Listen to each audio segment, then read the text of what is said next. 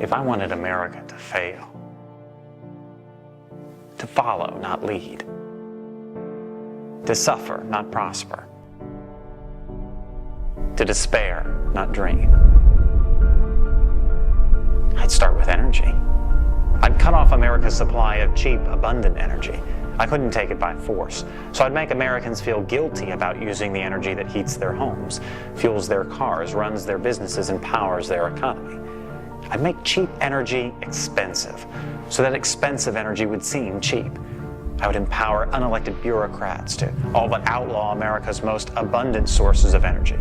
After banning its use in America, I'd make it illegal for American companies to ship it overseas. If I wanted America to fail, I'd use their schools to teach one generation of Americans that their factories and their cars will cause a new ice age, and I'd muster a straight face so I could teach the next generation that they're causing global warming.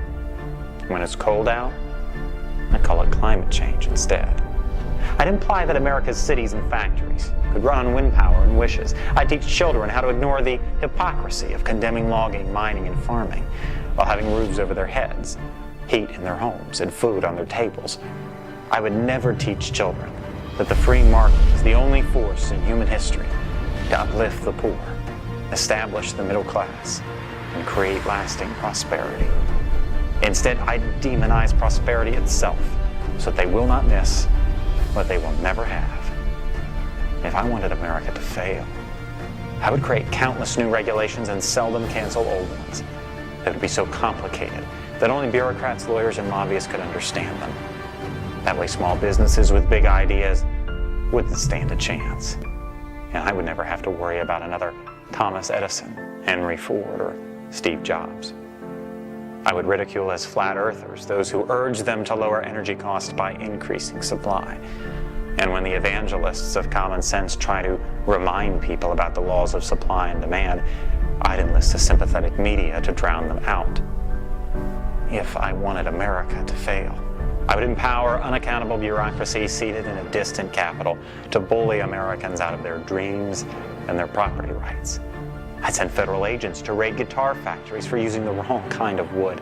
I'd force homeowners to tear down their own homes built on their own land.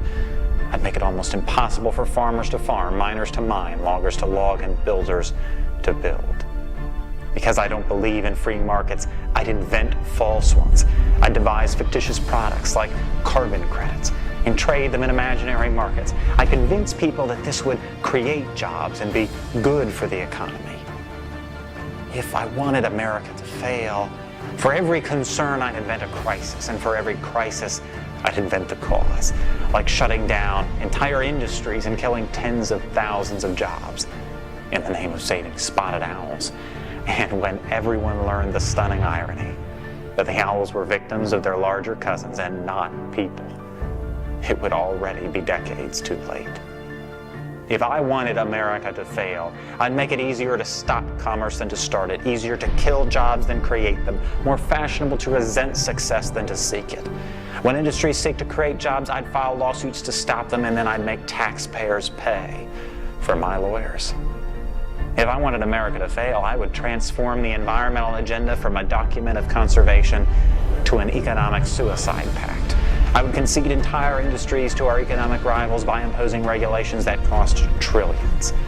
I would celebrate those who preach environmental austerity in public while indulging a lavish lifestyle in private. I convince Americans that Europe has it right and that America has it wrong. If I wanted America to fail, I would prey on the goodness and the decency of ordinary Americans. I would only need to convince them that all of this is for the greater good. If I wanted America to fail, I suppose I wouldn't change a thing.